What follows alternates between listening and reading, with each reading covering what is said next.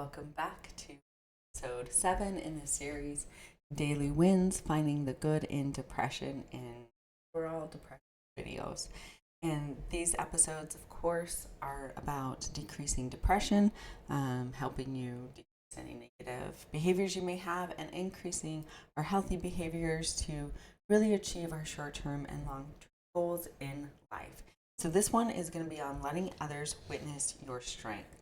So far, we've talked about noticing and recording your personal wins, even on the days when you feel invisible to you. But there's another layer of healing that comes when we let someone else see our efforts. Why? Because depression often whispers, no one notices, no one cares, and it doesn't matter what I do. Sharing wins, especially small personal ones, can remind you that your efforts do matter and that you're not carrying your journey alone.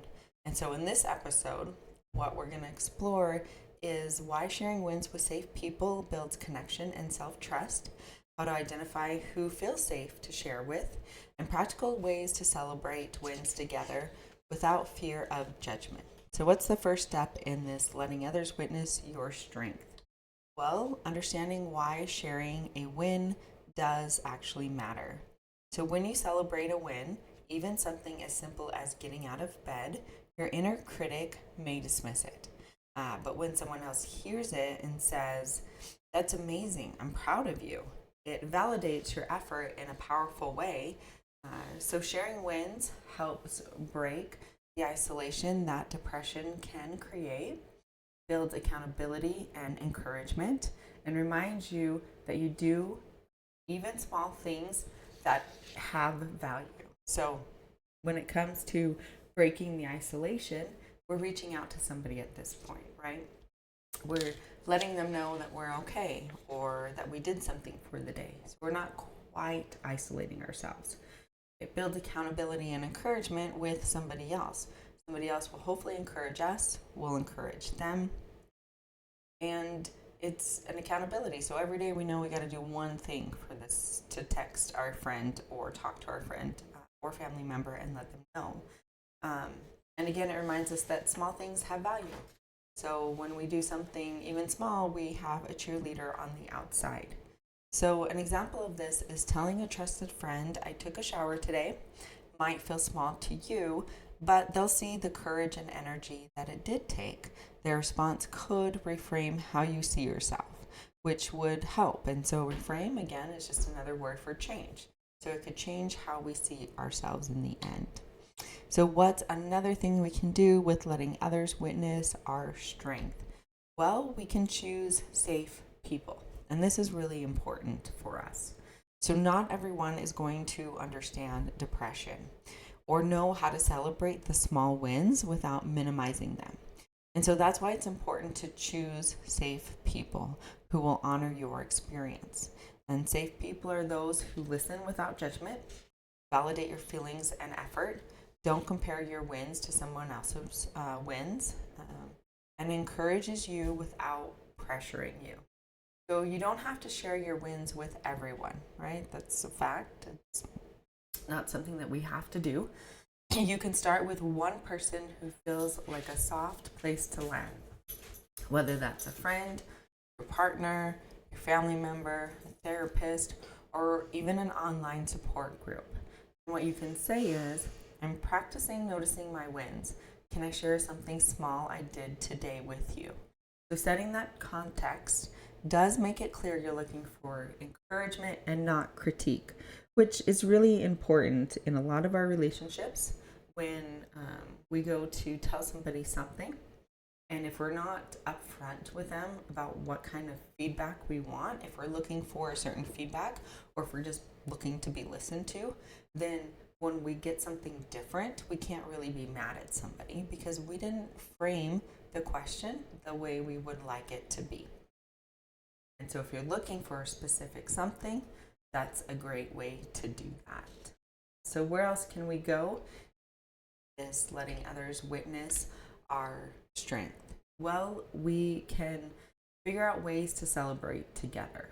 And so once you've identified the safe person, and really another aspect to think about safe people is they're not going to blast your depression or your trauma or your issues to other people. They will truly keep it to themselves, and not share those things that you're not sharing with other people.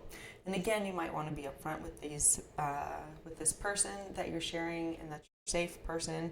Just, hey, this stuff is just between you and I, because you're not telling everybody yet that you might be in a darker depression than people really understand. So try one of these simple ways to share your wins together.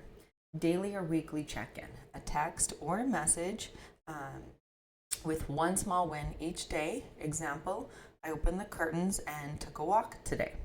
And of course, it doesn't have to be daily. You can just, like it said, weekly. Pick one day out of the week so it doesn't seem like another task that you're adding on to yourself.